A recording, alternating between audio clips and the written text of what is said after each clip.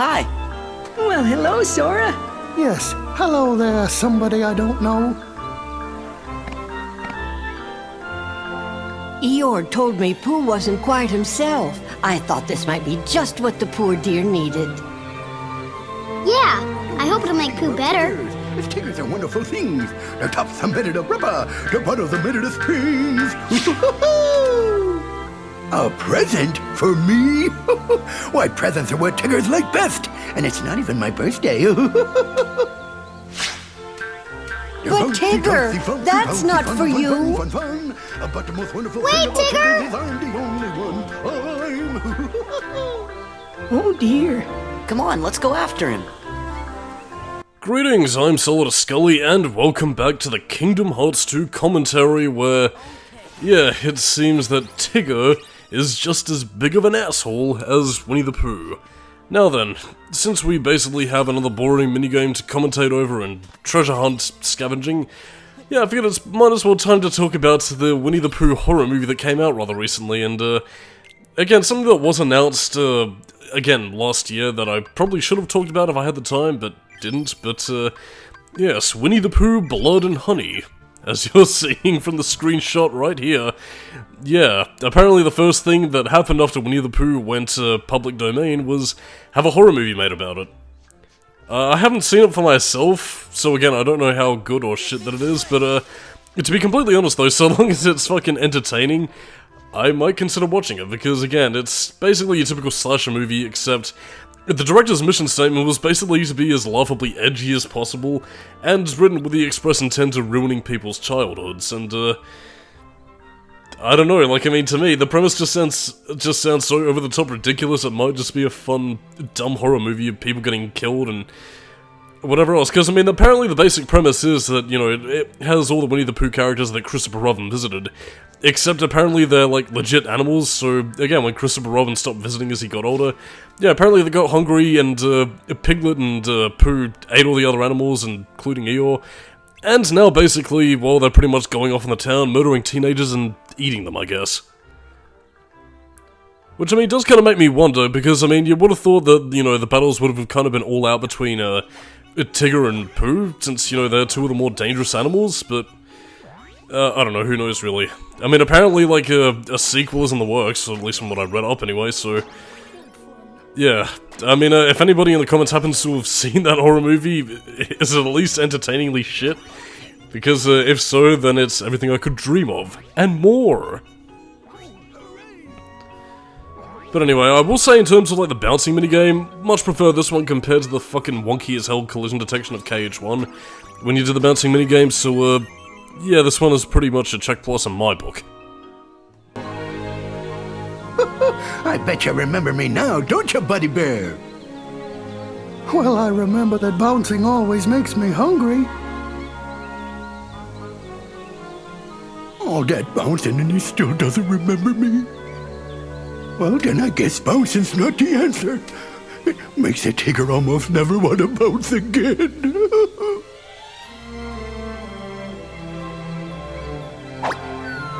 Oh, please be careful with that. Oh, sorry, little piglet, but Pooh not remembering me has me confused. I don't even feel like bouncing. No, but Tigger, I always thought that bouncing was what Tiggers did best.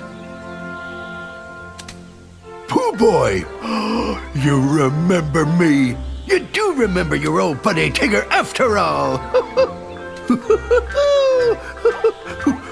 That's great.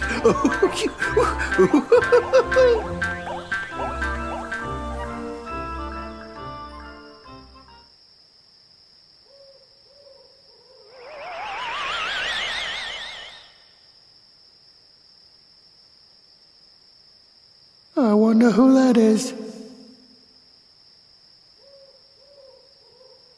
Oh well, perhaps I'll remember tomorrow. I gotta be honest, like, the first time I saw this scene, I was half expecting for the screen to start fuzzing up, and again, Winnie the Pooh is basically be going through, like, a similar thing to what happened to Roxas in Twilight Town, where, like, his progress would be monitored by Diz and, Riku. I don't know. Yeah, it would've been funny, but yeah, apparently Winnie the Pooh was, familiar with out-of-body experiences. And also now he apparently lost himself in this cave. This dark, scary cave. Oh, if we don't give him any honey soon, then he might start going after blood and honey. But yeah, this is pretty much our final minigame where we pretty much gather together all our friends to go off searching, and for better or for worse, it's kind of tedious because, again, it's pretty much the same sort of thing where it's like, oh no, you gotta keep up people's morale by gathering them together and making sure that they don't get scared.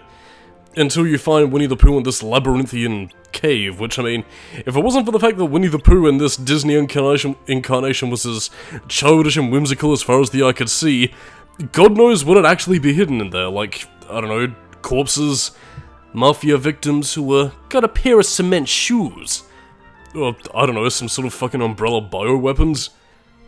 I mean, seriously, if it was Capcom cross Disney instead of Square Enix, I'm guaranteed that we probably would have had like a super boss against fucking Lisa Trevor or some shit. Or possibly the Phantom from Devil May Cry. But yeah, enter forth into the cave and then you'll pretty much begin the mission. And then I'll have to find something to talk about because it ain't very interesting. Oh, I mean, I suppose something I did also try to do in one of the previous parts, but I didn't do before. It was, yeah, trying to show off more of that dry form clothes appearing in cutscenes thing. I do succeed for the sake of this mission, though, so, yeah, for those of you who want to see Sora in his limit form duds, here you go! But yeah, I mean, you do have a time limit, so again, you do kind of have to pick up the pace, but again, when the morale meter, or courage meter starts running low, then, yeah, not really much you can do about it. Oh yeah, there's apparently bees in this cave, which, again, I know they probably had the assets, but, really... Yeah, I mean, I don't really see why there's a need for a courage meter when you have this anime boy with powers up the wazoo, and, not to mention the fact that, well, again, he's got a Keyblade, so again, if you follow this dude, you're pretty okay. But then again, I suppose that's probably asking a little bit too much of me, considering that these are whimsical kids characters that run off, like, very...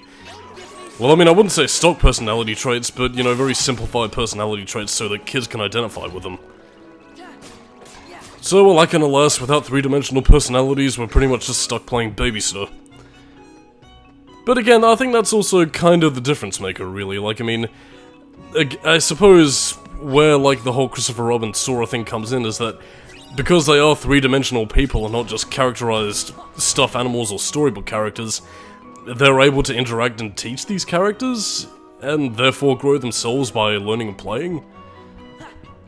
I don't know, like, I mean, again, that's just one of the esoteric elements that doesn't completely embitter me towards the 100 Acre Woods. Like, I mean, again, granted, I could take or leave these worlds as they are, but I don't know, the elements that I kind of wish they would play up, at least for, you know, the sake of giving older audiences something to chew on, is, again, the idea that, you know, Sora's growing older. Someday he will outgrow these characters, and he will, again, lose his place in their hearts, which, again, is going to be touched upon in the upcoming cutscene when we find Winifred Fecal Matter and he finally remembers who Sora is. Rather than that tongue-in-cheek, somebody I don't know. Because he's an asshole.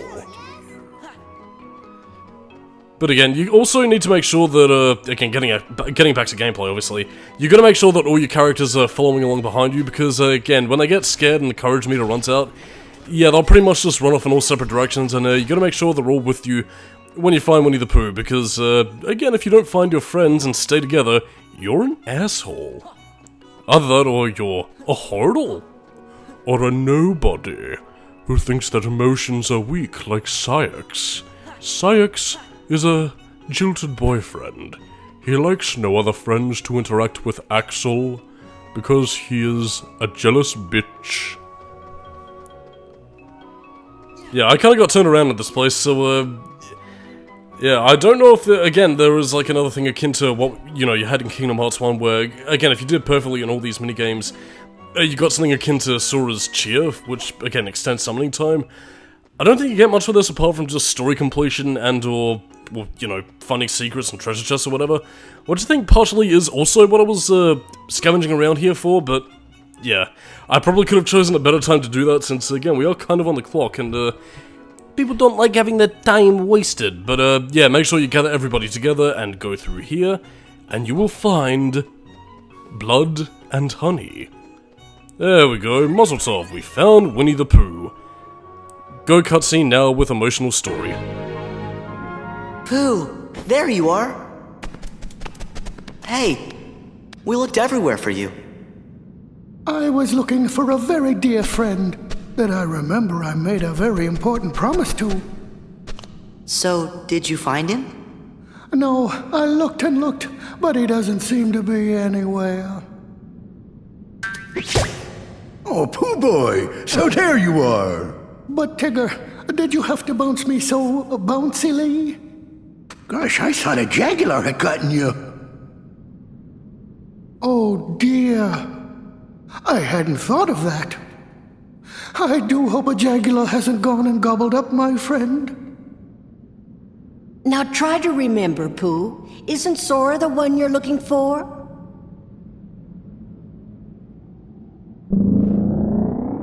Oh, the jaguar. No, it's just your tummy grumbling. You must be hungry. Come on, let's head home and see if we can find you some honey. I'd like that, Sora. Pooh, you finally remembered. Remembered what, Sora? Pooh. I like it ever so much when you're cheerful, Sora. Me too, Pooh. Oh, there's a bit of a rumbly in my tumbly. All right, then let's go home. Holy shit, I just noticed that this actually has a parallel to the ending of the game. Again, it might have been unintentional, but yeah, there's parallel, but again, it does very much set the scene as to, again, the breadth and depth of, again, how Sora interacts with this world, because even at this point, Sora has done a lot of growing, and again, his childlike innocence is slowly degrading, and again, something I never really picked up on later games, and a sort of complaint that I did initially have when playing through the likes of, you know, Dream Drop Distance and Coded, and even a little bit in Kingdom Hearts 3 that I didn't really pick up on until quite recently, is that, yeah, as Sora gets older, the more he tries to force his more whimsical and childlike perspective upon the world.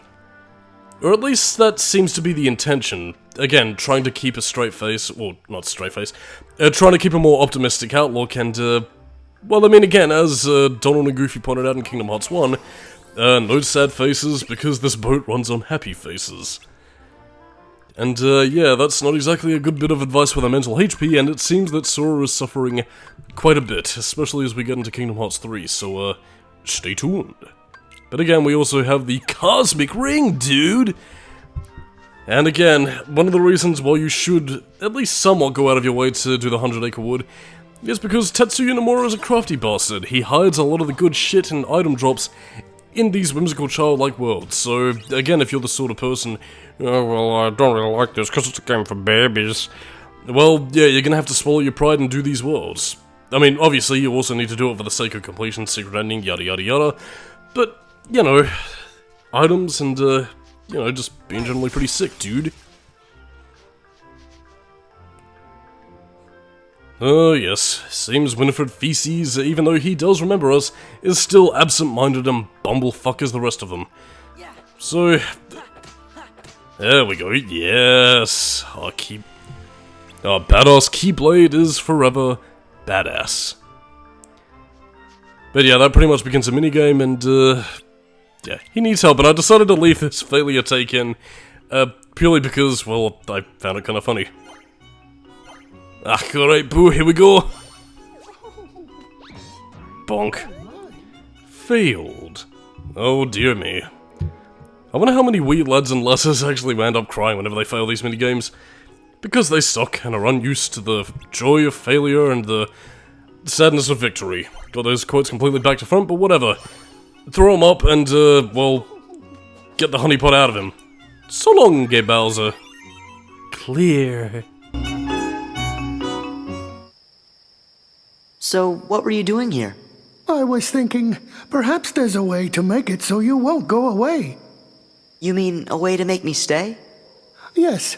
Would there be such a thing as a way to make it so you don't go away again? Pooh. Don't worry. I promise I'll come back and visit you now and then. Could you make it now and now instead? That seems a bit better to me. Sora, if I go looking for you, will I find you? I'll always be with you, right here. You don't have to go anywhere. Just stay here, and you can see me anytime you want. You mean I just have to stay right here? Yep, that's all. Would you promise? Promise. I promise too. And so do Rue and I. We sure do. You're welcome to visit us anytime, Sora. Thanks. After all, I must tell you of my Uncle Albert's adventures at sea. Guess you'll be staying a while. Goodbye, Sora. Thanks, Gopher. If you ever get lonely, just start bouncing and think of your pal Tigger. I will, Tigger. You're leaving? Yes, I really have to go. Well, I won't be sad, because you'll always be right here forever and ever, right, Sora?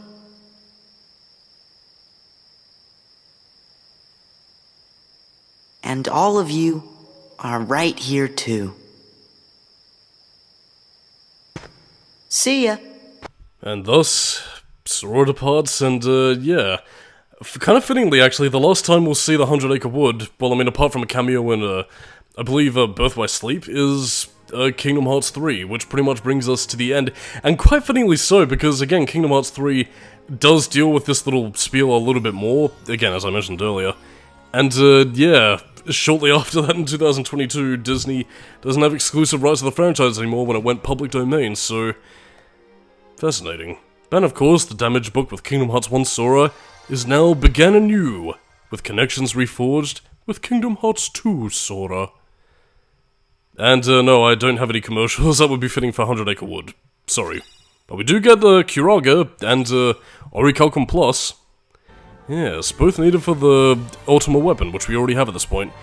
But yes, it's now time to tackle the final absent silhouette. A scythe, near a rose petal, huh? Well, doesn't this look familiar, for those of us who played Chain of Memories?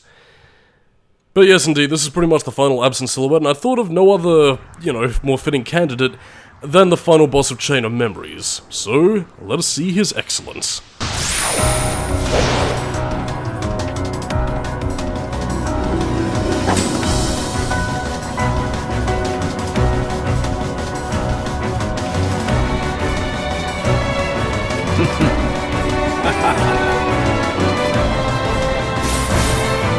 I'm gay.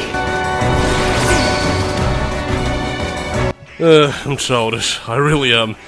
But yeah, Marluxia actually has one of the more interesting absent silhouette boss fights, because comparatively to his Chain of Memories boss fight, yeah, he does have similar attacks like, you know, Gale of Severance and all that sort of thing, but the gimmick this time around is very much changed, because again, you see the counter around Sora's head. Yeah, similar to the Phantom from Kingdom Hearts 1, Marluxia basically casts Doom on you, which, again, for those of you who don't know the Final Fantasy spell, Doom is basically, well, you have a counter across your head. The more hits Marluxia gets on you, the lower that counter goes down, and when that counter reaches 0, no matter how much health you have, Sora is dead. Now, unlike the Phantom, however, your gimmick isn't tied to a clock, it's, again, it's more down to a hit counter. And again, unlike the Phantom as well, again, it's not a matter of, you know, your teammates die, then you die. No, it's very much entirely based around Sora. Kind of fittingly, since Marluxia wanted a Keyblade wielder, and by God, Sora was his candidate.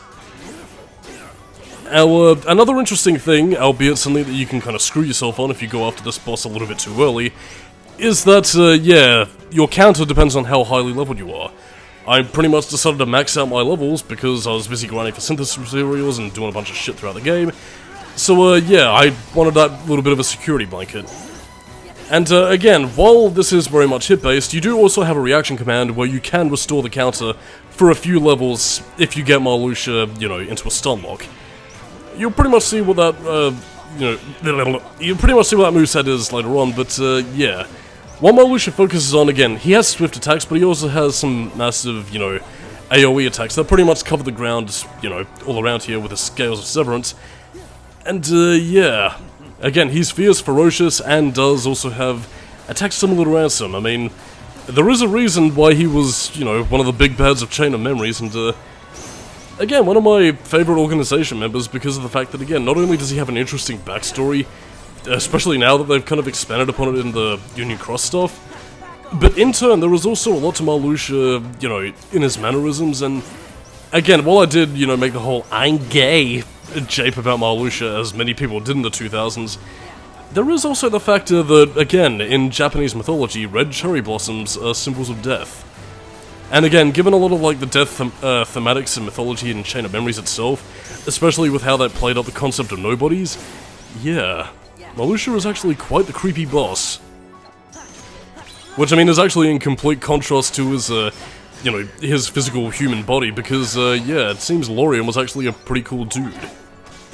But yeah, that was also the counter-restoring thing, and, yeah, we pretty much tanked Marluxia, so next time on the Kingdom Hearts 2 commentary, we'll be tackling the Cavern of Remembrance, and, Lingering Will. Catch you next time.